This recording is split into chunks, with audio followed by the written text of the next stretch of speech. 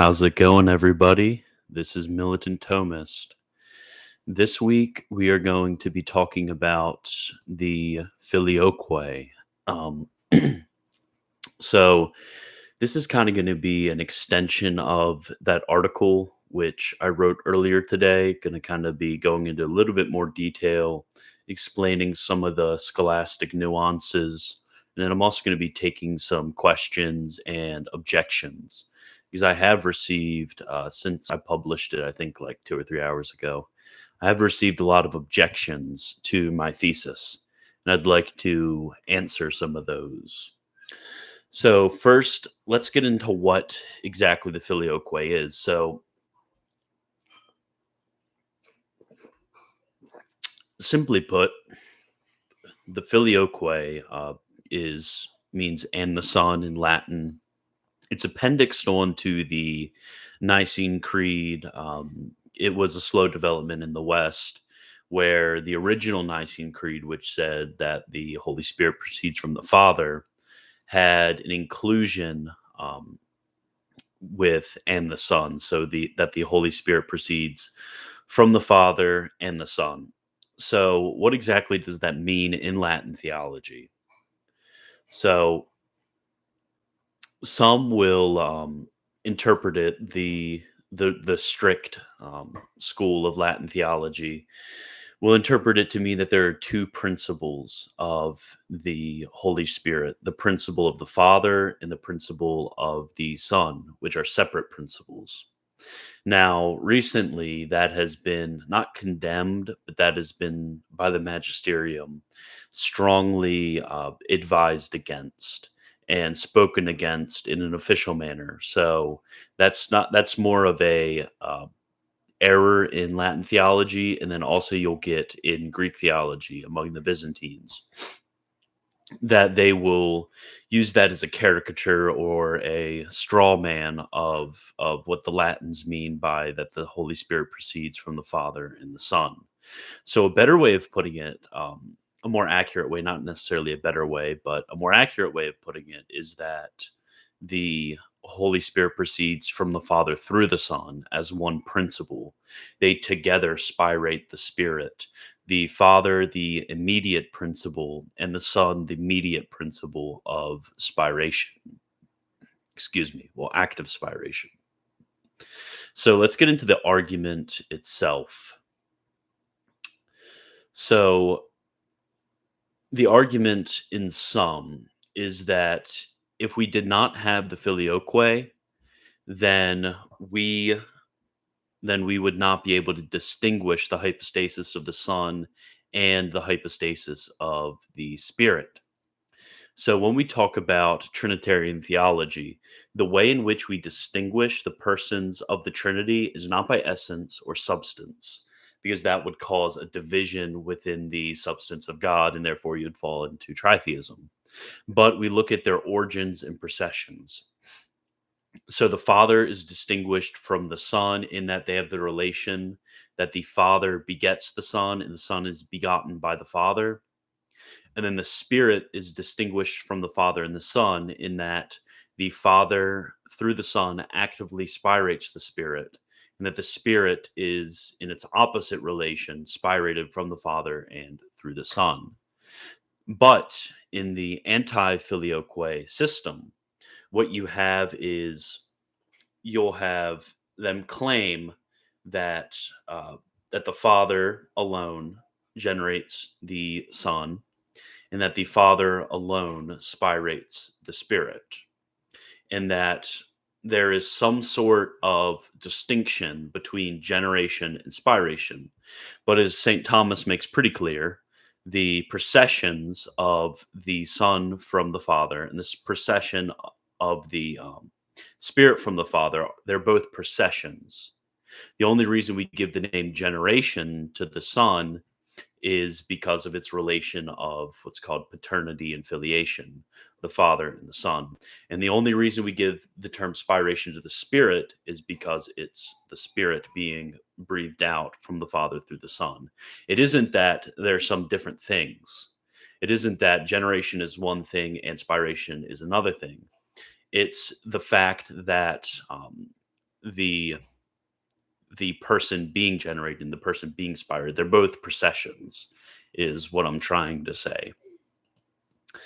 So, so the first premise in this argument is that the persons of the Trinity can only be distinguished by their relations of origin and procession. So everybody is going to admit that the persons of the Trinity must be distinguished. And as I said, the distinction can't be of substance, or there would be no consubstantial. Therefore, it must be only by the relation which subsists between the persons of the Trinity. So this still doesn't, at this point in the argument, it still doesn't necessarily go against the Eastern view of things. If they're going to take a strict anti-filioque stance, because this is a different relation with the Son and the Spirit, because the Son is related to the Father and the Spirit is related to the Father, and these are two different relations. But the next step is really where things pick up, because not only must they be relations, but they must be opposite relations. So, for example, the example I gave was really the only example you can give is that of the Father. So, are there two fathers? There are not two fathers. But one may respond that there are two fathers because there's a relationship between one which spirates the Spirit and one which generates the Son. These are two different relations. Why don't we distinguish two fathers? Well, the reason we don't distinguish two fathers, and there's no principle distinguishing between them, is because it isn't by relation alone, but only by opposite relations. So there must be this opposite relation between the Son and the Spirit. And this opposite relation is going to be only if there is some procession in the relationship between the Son and the Spirit, which some in the East are going to deny, but that the Filioque upholds.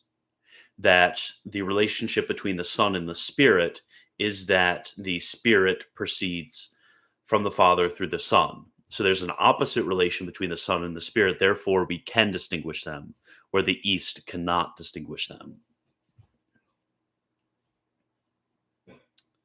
So there's this opposite relation that I posited, and the only relation which is going to be origin or procession.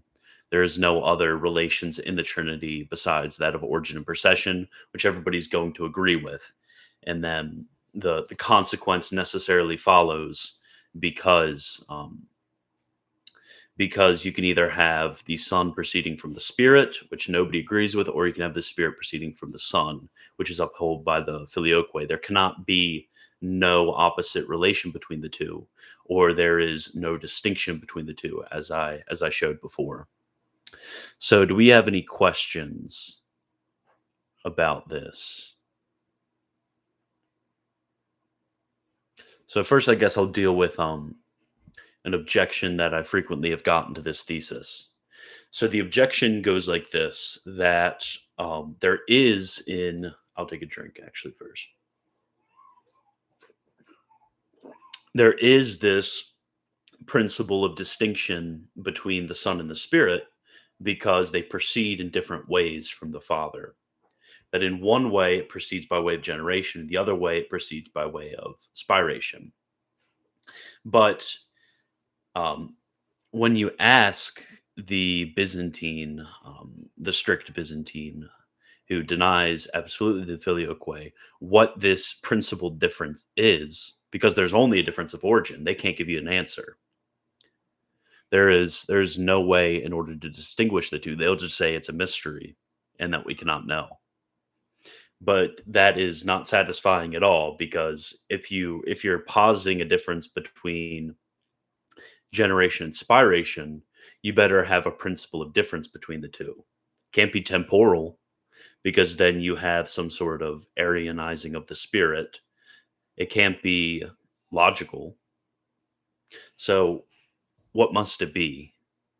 And really those denying the Filioque have no answer to that. They have no answer of how we are to distinguish spiration and filiation, because there is no difference unless you have that opposite relation, and the Son gets involved as a mediate cause of the hypostasis of the Spirit. Okay, so sorry, got a bubbly drink. So Thomas 1989 says, "Who do you think was the first church father that clearly taught the Filioque?" I'm not sure about that. I know I've read Augustine's De Trinitate, and thank you. I have a second deer, but somewhere else. So in De Trinitate, Augustine explicitly, in talking about the Trinity as the pattern of the psyche. So Thomas is in later Latin theology is going to say that the image of the Trinity is found in the mind, and that you have the intellect, and then the word which proceeds from the intellect, and then the love which proceeds from the will, and that love only proceeds through the word, or the mental ratio, or the mental image in the mind. So word only proceeds from the mental image, therefore it's from the intellect through the word. So this patterning after the image of the mind really strengthened the belief in the Filioque, and then it's from Lombard, from Augustine, and then it gets into Lombard, and then once you get anything into Lombard in Latin theology, you have to understand that it just goes everywhere. So how does one answer to "it's a mystery"? Um, Really, what you're going to have to say at that point, in the way in which I've responded, is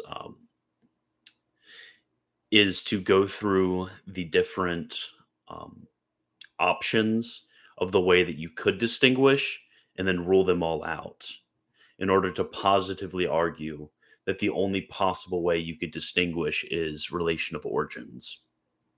And also point to the very anti-patristic idea that there's anything which multiplies the persons of the Trinity except relate subsisting relations, because that's going to be a very patristic idea, and in essence a biblical idea, is that the only thing that multiplies the Trinity is the relations, and that there aren't these different separate types of ways in which procession happens, but the only distinction is made in origin.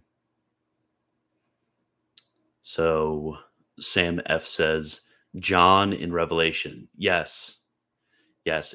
I think when it comes to the exegetical evidence for the Filioque, I think it's pretty clear that the same language of the Son being of the Father is used for the Spirit being of the Son, and this is patterned in the what's called the temporal missions, which is the way in which the Trinity works in the world.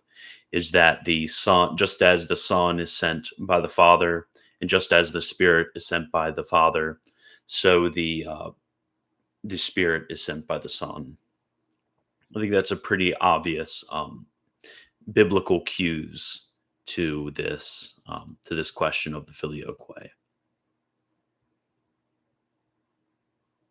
Okay, any other questions, guys, on the Filioque? Or anything, actually. I'll answer any questions now.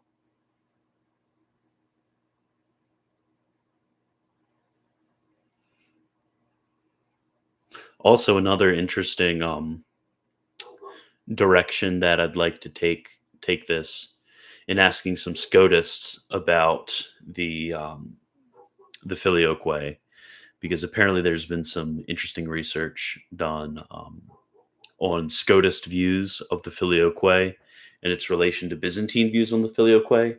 Because apparently what happened is the first people in the East that the Byzantines were running into were Franciscans, and Franciscans were Scotists. So they had a much more moderate view of the Filioque than other Latins did.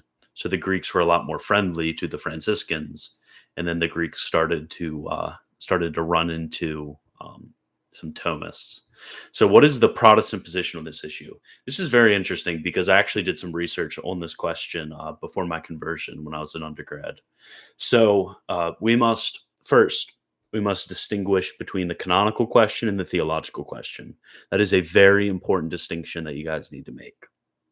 Is we need to know that the question of whether it should be in the creed and the question of whether it's correct are two completely different questions. That's a big problem that a lot of the Byzantines run into when arguing about this question, because they'll just parrot over and over again that the original Nicene Creed didn't have it, blah blah blah blah blah blah blah. Yeah, we don't care. That's not anything we should care about. This is not the question we're asking. So don't jump into this with a red herring. So with the Protestants, what they will say is um, as a whole, I've never seen a Protestant who's denied the Filioque. They will accept the Filioque, and that's seen in their liturgies. Protestant liturgies that do use the Nicene Creed use the Filioque. I've never run into a Protestant liturgy that didn't use the Filioque in the Nicene Creed, except perhaps more modern Protestant liturgies, such as that abhorrent prayer book, the 1979, which recently put the Filioque in brackets, and then the ACNA 2019 who did that. But when it comes to the canonical question, Protestants are almost unanimously agreed upon the fact that it should not have been added into the Nicene Creed because there's a denial of the papacy. This is something that the Byzantines and the Protestants both share, is that they deny that the papacy has the authority to do such a thing as to add a clause in the creed. But when it comes to Catholics, we're going to be able to affirm that the Pope has this power. Therefore, we're going to be able to affirm it both canonically and theologically. So that's a very important distinction that needs to be made. I'm glad you brought up that question to illustrate that, because also, interestingly enough, the Protestant position is also a a large minority of the Byzantines will agree with the Protestant position, because a lot of them will recognize this language of through the Son and other derivatives in Greek thought, in Byzantine thought, that a lot of the theologians of the East have used this language of through the Son, and a lot of the pre-schism Western Latin Catholics have also used this language, who they regard as saints and doctors of the church. So they have to do something with it. So some of them will take this mediating position of they'll hold the position which I just laid out, that it's from the Father through the Son as one principle, but they'll deny it on canonical grounds and then on traditional grounds too in their liturgy. So any other questions?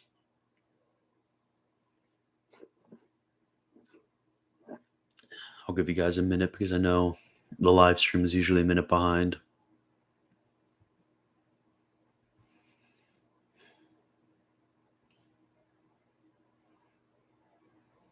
Yeah, so pop or soda. I say soda because I'm from Maryland. I'm not from the Midwest. So this is actually cranberry citrus sparkling water unsweetened. It's the stuff my wife buys. I don't know. It's not as good as soda. Obviously, I love myself a nice McDonald's Coke. It's the best Coke, but it's still pretty good nonetheless. It's better than water. Yeah. So what I was saying is soft drink. I'm surprised John Politis hasn't showed up. I was thinking of one of these days kind of doing a joke live stream where I go through all of John Politis's comments, and I thinking of having somebody else on here and just kind of go through and do a roast sesh of John Politis's hate speech against me. I think that'd be a fun thing to do. Other than the papacy, what is the biggest deficiency in Anglicanism that Roman Catholicism does have, in your opinion? Um, meme. So when it comes to there's a lot of reasons why I converted from Anglicanism. The papacy is obviously central. It's central for anybody coming from any tradition. That's one thing that every single schism from Rome, oh me. The other Paul, maybe I'll bring you on. That would be fun for the John Politis stream. So the biggest deficiency in Anglicanism, besides the papacy, I think it comes down to the fact that Anglicanism isn't Anglicanism, and that's a really weird statement to make. Uh, that Anglicanism isn't Anglicanism because Anglicanism is Anglicanism would be a tautology.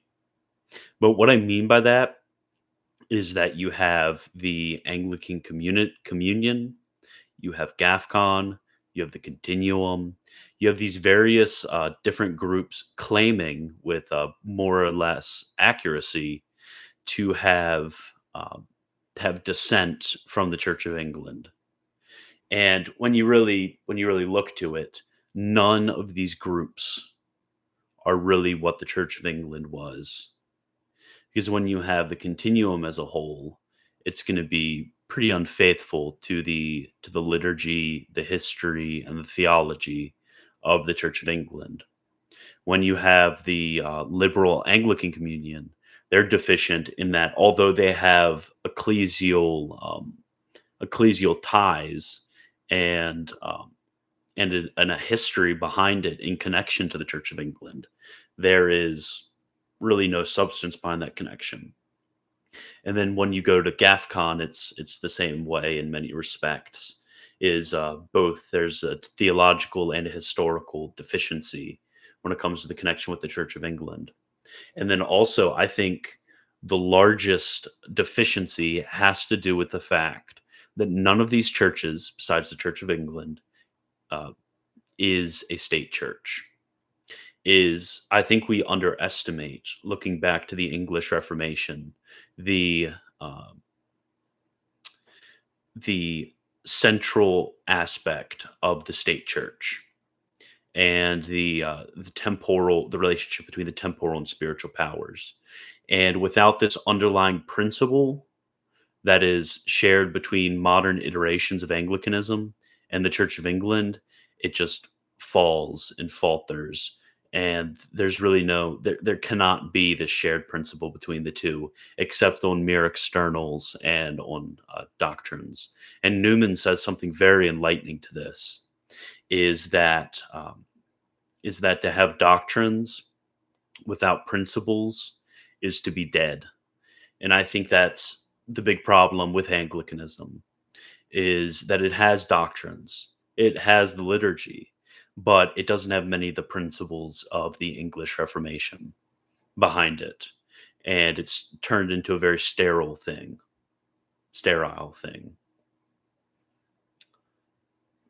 Okay. Yeah, it's more like Africanism, one of the only conservative holdouts left. Yeah, it's pretty sad, and I mean, all this is to say that I still love Anglicanism as a as an expression of the spirit of Catholicity within the English Church. And this is and to those that are going to get mad at for me making such a statement, that's what's said basically in Anglicanorum Chedibus, is that there's the English church reflecting on the Catholic faith has brought forth a lot of liturgical and devotional and spiritual, and even one can argue pastoral and theological benefits to the Catholic Church found in the Ordinariate. I'm even wearing an Anglican T-shirt. Yeah, this is something that an Anglican would wear. Um, that is something I like about Anglicanism. I've always liked the Englishness about it. I've always been a bit of an Anglophile, so I guess I'm kind of larping English with some of the things I like. Because I mean, look at, for example, like if have any of you guys ever listened to William Byrd? Oh my gosh, William Byrd, the English Elizabethan composer, like his renditioning of the Latin Mass is probably the best polyphonous choral renditioning of the Latin Mass. Just absolutely beautiful. Um, so Thomas, 1989, says, "Have you studied the topic of the deuterocanonical books?" Yes, I have. And I think the principled argument comes down to first the question of the authority of the Jewish church. Second, the question of the position of the Jewish church, because there's disagreements on whether there was even a uniform position. And I go back and forth on the issue. And then third, the question of doctrinal development and the authority of the church in the making of the canon.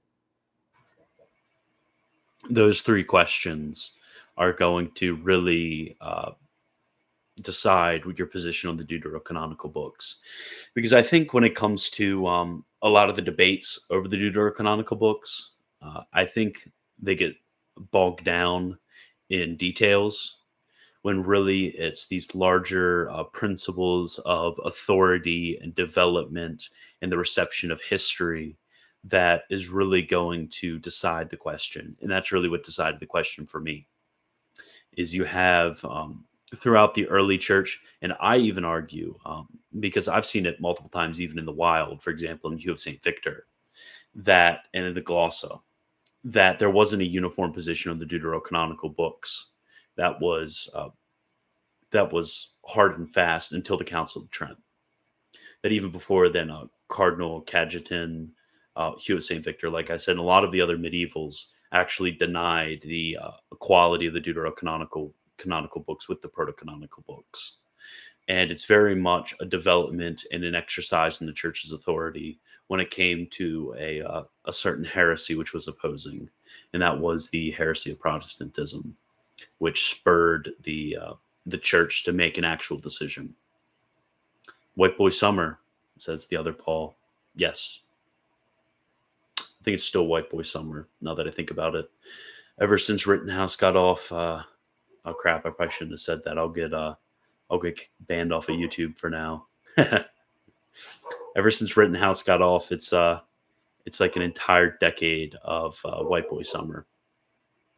For some reason, I thought you were English.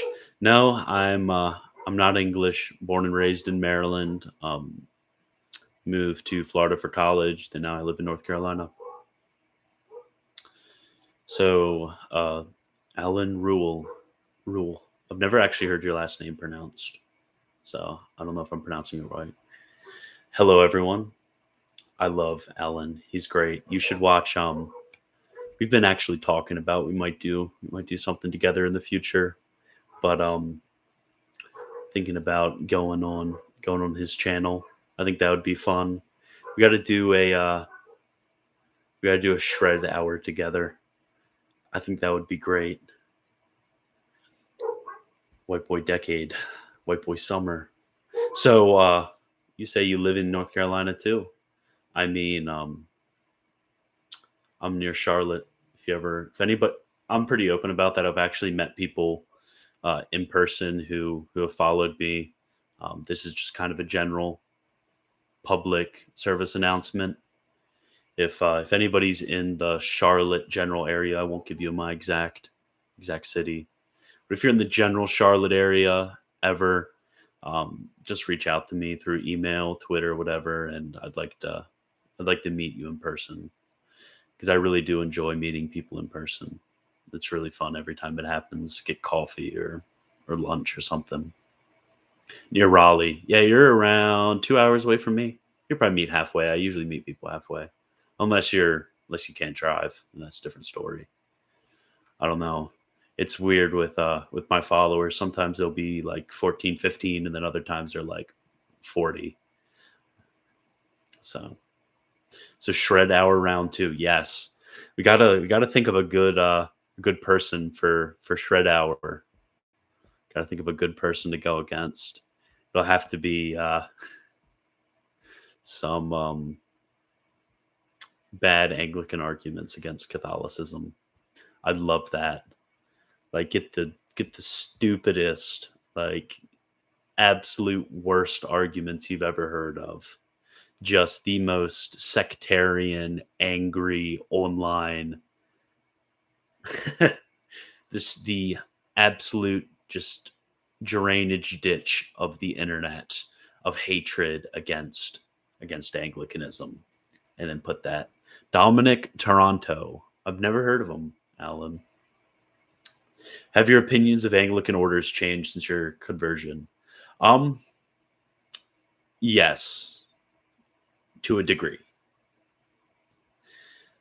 So, it depends on what you mean by changed since my conversion. So I still affirm the validity of at least American Anglican orders and then the Church of England because of the infusion of old Catholic orders, because I do have to assent to the papal bull Apostolica Curiae.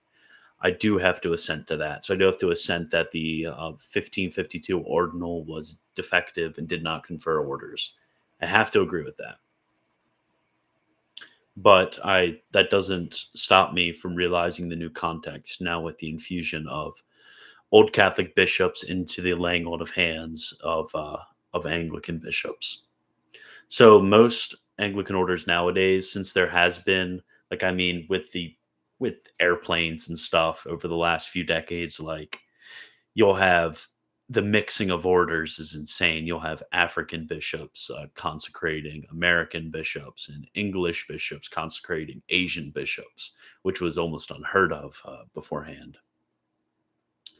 So Vincent says, "Isn't there a pretty traditional seminary around your area, St. Joseph?" Yes, St. Joseph is near where I am. And then there's also Belmont Abbey. That's close where I am. But the St. Joseph's is actually a diocesan seminary. I've heard pretty good things. I hear there's some rad trads that took charge of St. Joseph's, which it's relatively new, so there hasn't been much flowing out into the diocese of hyper TLM priests, but there will be soon. So Diocese of Charlotte's about to get based.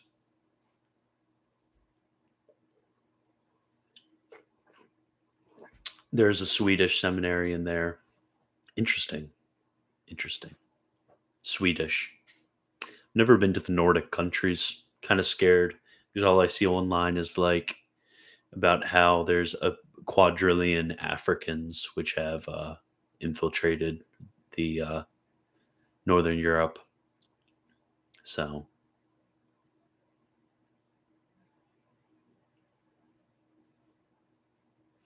the other Paul, are you a Calvinist? More or less. Want to have a chill chat right now? I can come on. Let me see. I have class in 25 minutes. Yeah, probably another night. I mean, I have off work the next 2 days, so I could probably. I'm doing a stream on John Henry Newman, tomorrow night. But what would that be? Wednesday night. Wednesday night, I could probably do one with you, the other Paul. Just tonight, I'm low for time since I got Greek at 8 o'clock. Fun. So yeah, the other Paul, why are you? I'll talk to you about it on Wednesday, but better figure out why you're a Calvinist. I don't know the word Calvinist. This is actually a pet peeve, and I want to respond to some Catholic stuff on predestination, because the word Calvinist usually just means like believes in more or less Augustinian form of predestination. And that's not exactly the best definition of Calvinist if you're putting it in contrast with the Catholic view. And then what they'll do is they'll make certain statements about the heresy of the Calvinists, which excludes Orthodox Catholic opinions on the matter in the Thomistic school, and especially following Banez. So it annoys the heck out of me when you'll have later Catholic dogmatic sources and then popular apologetics online who says, oh, these evil Calvinists that believe in predestination, when the common doctor of the church agrees with them. Then they'll say that Thomas's doctrine of predestination is unclear. Just read him. He is crystal clear. Don't call the angelic doctor unclear. You just don't have the clarity to read him.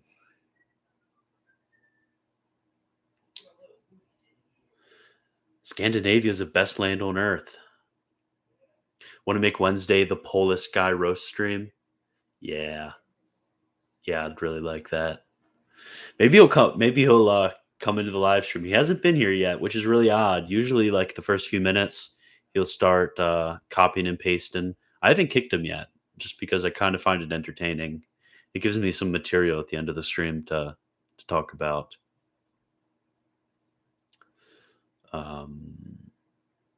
Lots of distinctives in Calvinist theology. Isn't just Augustinian. You think? Because I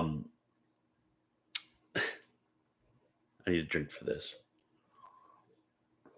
Honestly, having read the Reformed Scholastics, I think the Thomistic view of reprobation and the Augustinian view of reprobation and the Calvinist view of reprobation is the exact same view, and that's going to ruffle a lot of feathers. And I can't wait to actually start doing streams on that, because I've written articles on this in the past, but I have one really good. Was agreeing that when you said that people define Calvinism as just Augustinian. Yeah. People like to, and that it's not a good definition. Yeah, but I mean, when it comes to Reformed theology, people don't realize the breadth that there is in the Reformation tradition.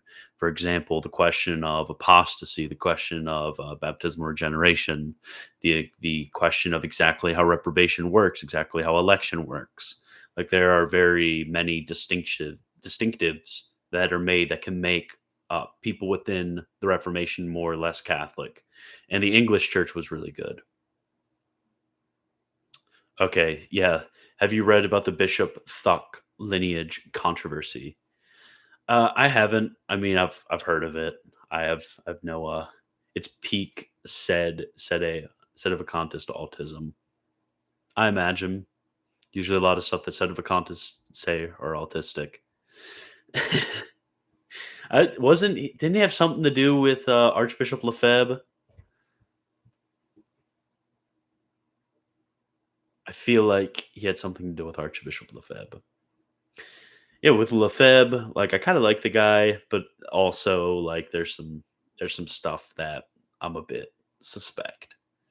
Because I mean, I've seen coming from, because Lefebvre, he didn't really have much interaction with Protestantism, but coming from a Protestant background on the view of episcopal authority, a lot of the stuff sounds very suspect, let's just say.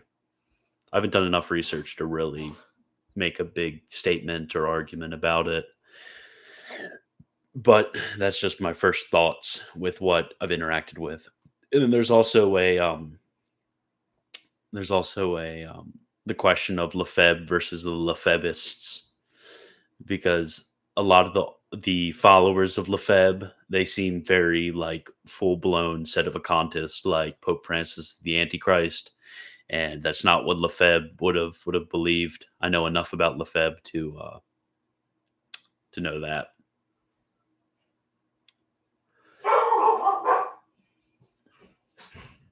So Bishop Thuck was the brother of South Vietnam's president.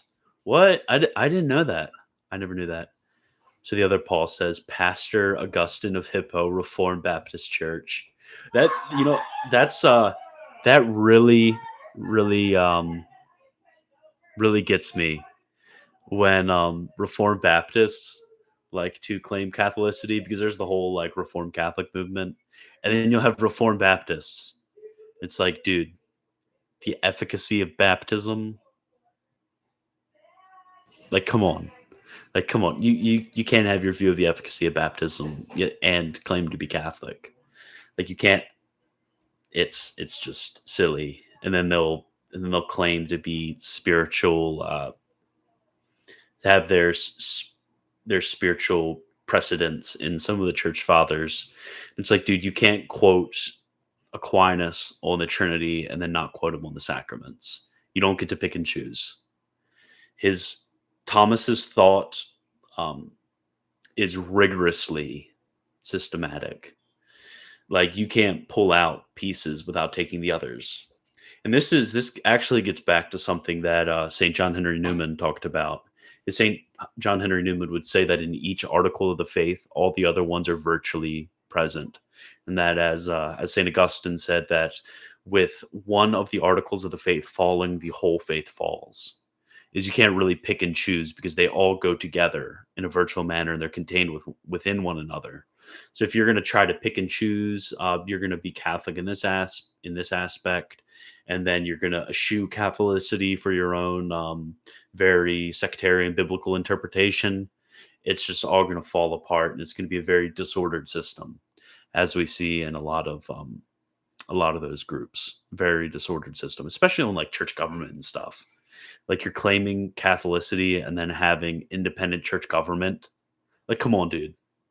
That's just silly. That is very. At least the Presbyterians try to argue from Jerome and Clement and Barnabas and Shepherd of Hermas. At least they try to do that. Okay. Any other questions? I'll give you guys a minute.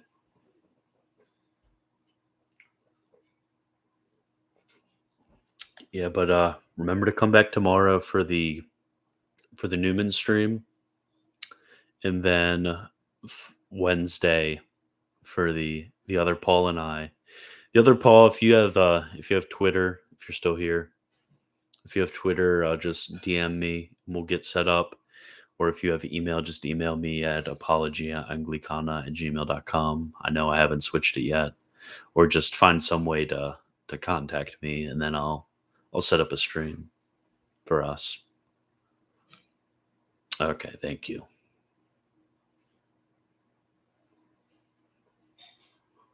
Funniest heresy. Ooh, that's a hard one. I'm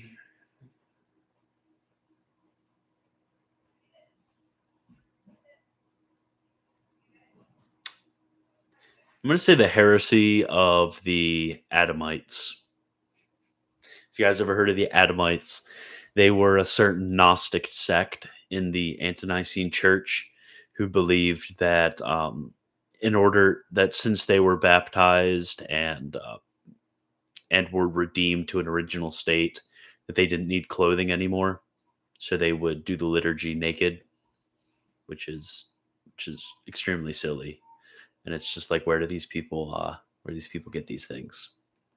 So we got Facebook, I believe. Yeah, you can DM me on my official page. I guess also if you know my personal page, you could DM me there. I mean, I don't really care about people that friend me on my personal page. It's what it is. Yeah, the Adamites. It was funny because where I first heard about them is reading into the Reformation era Vestment debates. You had in the English church, you had one side which was like, no, vestments are papist, just wear normal clothes. And then the other side was like, no, we must keep vestments because of rational and historical and biblical reasons. And then the pro-vestment side told the anti-vestment side, like, oh, if you hate clothes so much, you should just become the Adamites. And I was like, what the heck are the Adamites? And then I looked it up, and they were wearing no clothes. The Neo-Marcionism of liberal Christians who believe the nasty passage of the Old Testament on God are human errors. Yeah, honestly, I've been thinking about doing more work on this, on what exactly we mean by inerrancy in the literal sense of Scripture and stuff like that. Because I've heard some pretty freaky things coming from Orthodox Catholics, like saying like Jonah was just like an allegory because That'd be crazy if a man lived in the belly of a big fish. 'Cause, like miracles don't happen. Like what? I don't get it. I honestly don't get it. Or like I heard another one where somebody said Judith was the same way in defense of imprecatory psalms. I actually have an article on that. If you look on my blog that I wrote in my Anglican days from St. Thomas, he discusses it at a certain point. I think it is in the Summa.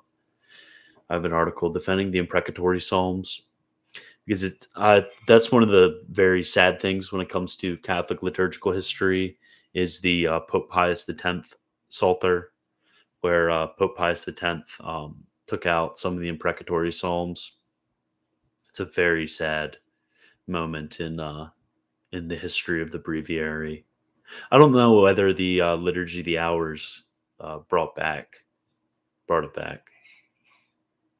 Does the Council of Florence teach that anyone circumcised cannot be saved? So with the Council of Florence and the statement about circumcision,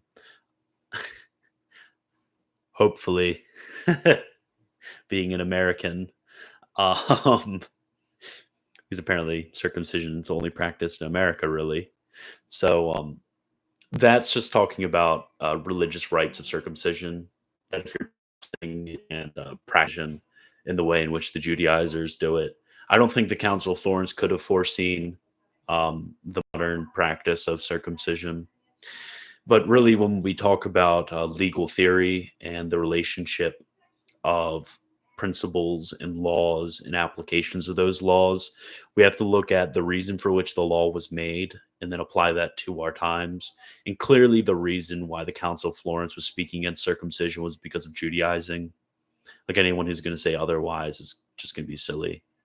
So, is circumcision in the modern American context, is that Judaizing? Is that why we do it? And the answer is no. It's really aesthetic. And some people claim hygienic, but it's a very touchy topic, as I found out. I've grown much more fond of imprecations against tyrants, given where I live. What country do you live in? The other Paul. Wait, Pius X did not remove them, though. It was removed in the Liturgy of the Hours, I'm pretty sure. I'm going to look this up real quick. I'm pretty sure it's the Pope Pius X Psalter. I got you. Expert research level skills. Um,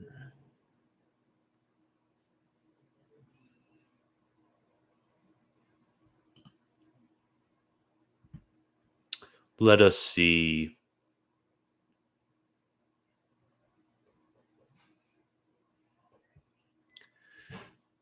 I don't know. I'm just going to look at my own article about this. I have all the resources in this. I've written a lot of articles. I don't realize how many articles I've written. Okay, let's see. I wrote some stuff on the episcopacy. I wrote something else on defending the Filioque. Intercession of the saints, theosis, episcopacy, noumenal justification. Let us see. In defense of the imprecatory psalms. I'll send this in the chat, actually, if any of you are interested.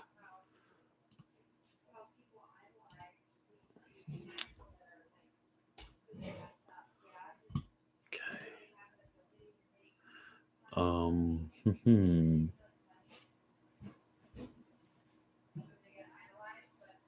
Yeah, verses from almost 20 psalms were removed in the Pope Pius X Psalter.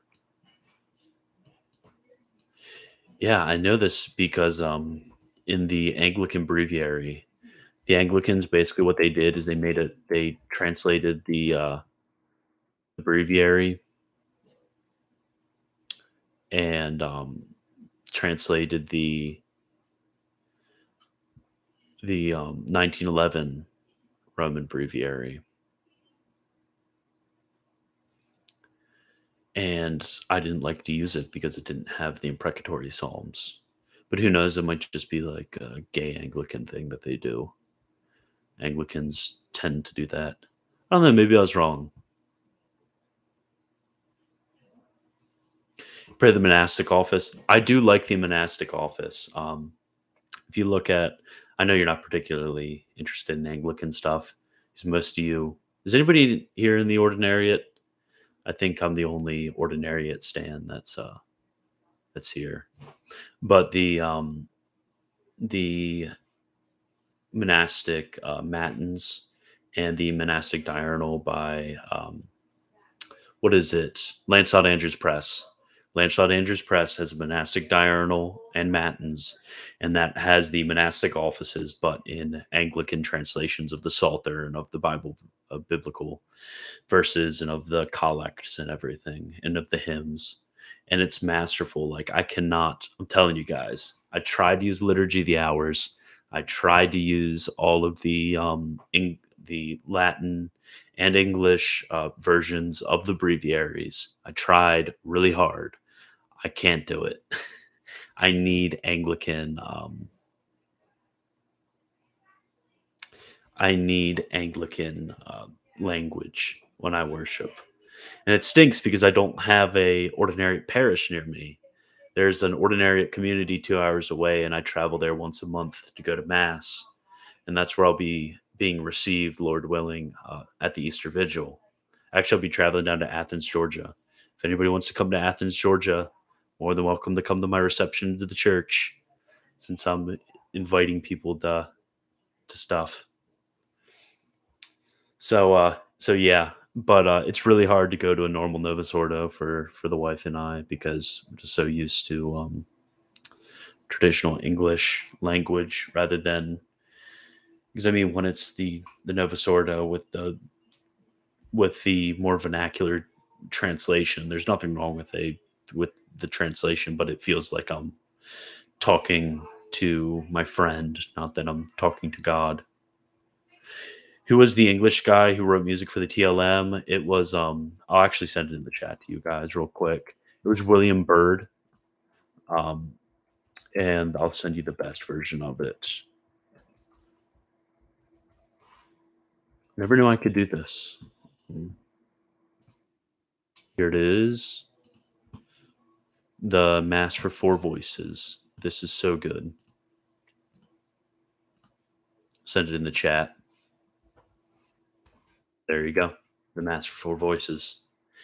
Telling you. And also next month, for the ordinariate mass that I'm going to, they're having the ordinariate mass chorally done with Bird.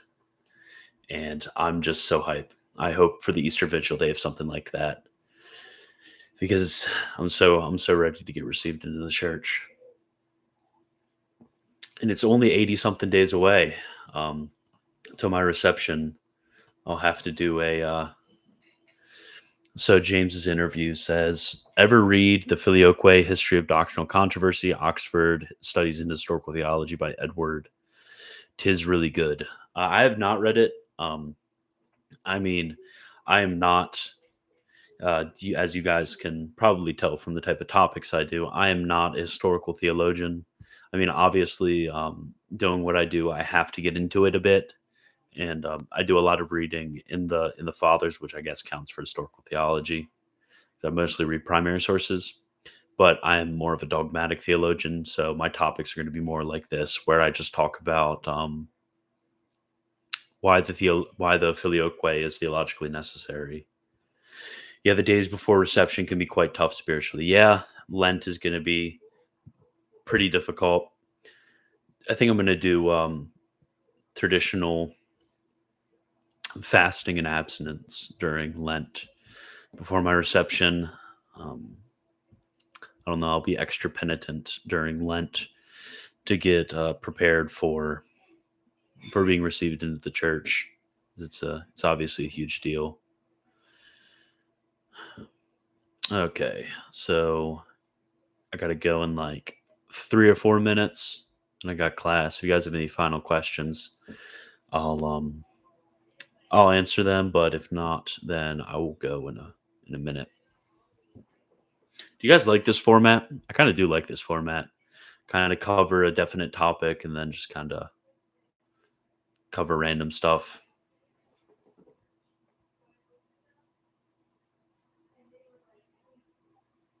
It's cozy. I do like the coziness. It's more like a conversation. That's why I like Discord, which reminds me, if you're not in the Discord, join it. Um, I got an Asahi six pack ready for our collab. I don't even know what Asahi is. I'm not a drinker. I'm sorry. Unless it's like a soda or something. Yeah, it took me just under 1.5 years from being conceived Catholic to being received. Yeah, I'm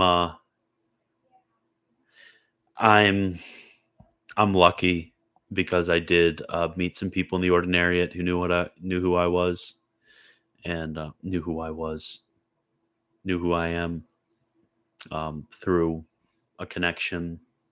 So my reception is a bit quick, but yeah. So I was very lucky not to have to wait a year and a half. I would go crazy if it was a year and a half. So Corey Cook and this live video is just you talking yourself out of it out loud. It is not. I am not. I am not talking myself out of conversion out loud. That is not what I'm doing, Corey.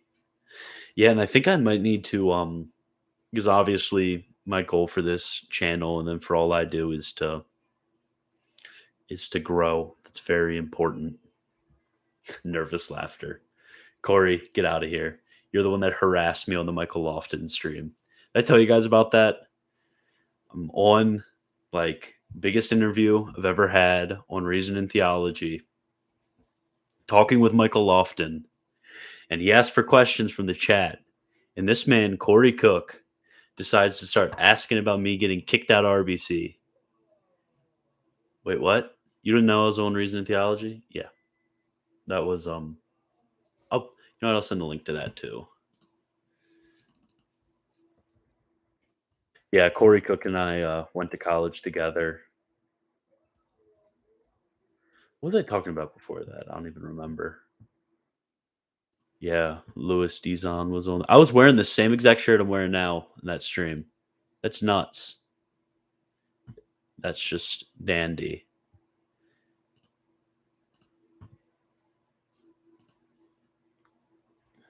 You were on. Yeah, I was.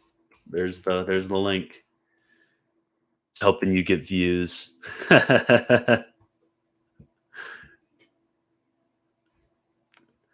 Yeah, that was pretty crazy. I liked Reason Theology. That interview was cool. I like the one I had with Swan Sona on intellectual conservatism. That was kind of cool. James's interviews one that was kind of like a mega stream. I think that one was like 3 hours long. That one was kind of nuts. It took forever. That was great. Is it the Anchor and Anglican Twitter code? Yes, it is. Pipe and scotch next stream, please. You know what? I've thought about. I'm, I'm in one of these days. I'm trying to. James's interviews was your best one, to be honest. Yeah, I like that one because it kind of gave me time to just chill because I wasn't as nervous. Because I mean, like being on Reason and Theology, it was like 100 people live at the same time looking at me, and my mom was watching. Like, what the heck? My mom was on there, so I need to watch my words, or my mom would beat me up. Yeah, the Anchor is an Anglican Twitter code. Yeah, but as I was saying, can't really smoke in here. This is going to be the baby's room. It's my office right now. I mean, I guess I could open a window and smoke out the window, but that kind of look weird. Like, but I can be a zoomer and vape.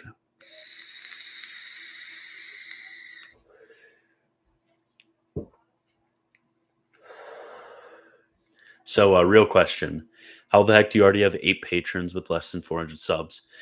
So, yeah, I know. Ew, I'm a vapor. Yeah. I'm a vape bro. Yeah, hate on it. But but how that happened is because this YouTube channel was the last thing that I did. So I think I only have like 10 to 12 videos on here. Um, I've been doing my blog for over a year, and I already had patrons from that. And then I started the YouTube channel much later. So that's how that happened. Yeah. So, reminder: become a patron, because my goal for this is to do this full time. I think my goal is by the end of the year to make enough on ads and Patreon and all that stuff to at least go part time at my job. And I will not publicly state where I work, because John Politis is about to call up my boss and tell him that I said Anglicanism was gay. We will not be having any of that happening. Same goals here. Yeah, it is. It's rough. It definitely is. I've been doing this for about a year, and success. You definitely have to just keep going at it. Any of you that's interested in doing stuff like I do, because it's going to be a lot of time where you just see no results. But when it does blow up, it does blow up. And I kind of had that moment when I converted, went from like 700 followers on Twitter to over 2,000. Yeah, it is a Sigma grind set. It like tripled in a month, and then got my YouTube up and started. 400 subscribers, and like think probably been doing this for what, 4 months, 3 months, which is pretty insane growth. So I think by next year, I'm hoping to have about 2 to 3,000 subscribers on YouTube, and then I'm thinking I'm going to get up to 10,000 followers on Twitter, and then Facebook. My Facebook page, it's really wonky because just the way the Facebook algorithm works, it isn't as it isn't as great.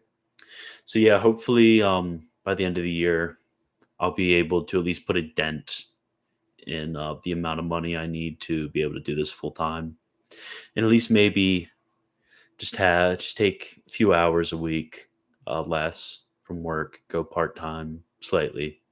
I don't know. I'm not expecting much. I just put a lot of time into it, and the more time you put in it, you're eventually, as long as you don't have just crappy content, you're eventually going to get success. Okay, I'm 3 minutes late to my Greek class, so I'm gonna log off for tonight. If you want to talk more, join the Discord, and I'll probably be on there on and off. We can talk. Don't miss your Greek. I will not. I've been taking Greek for 2.5 years now, so I'll see you guys. Remember, Facebook, Twitter, Discord, Patreon.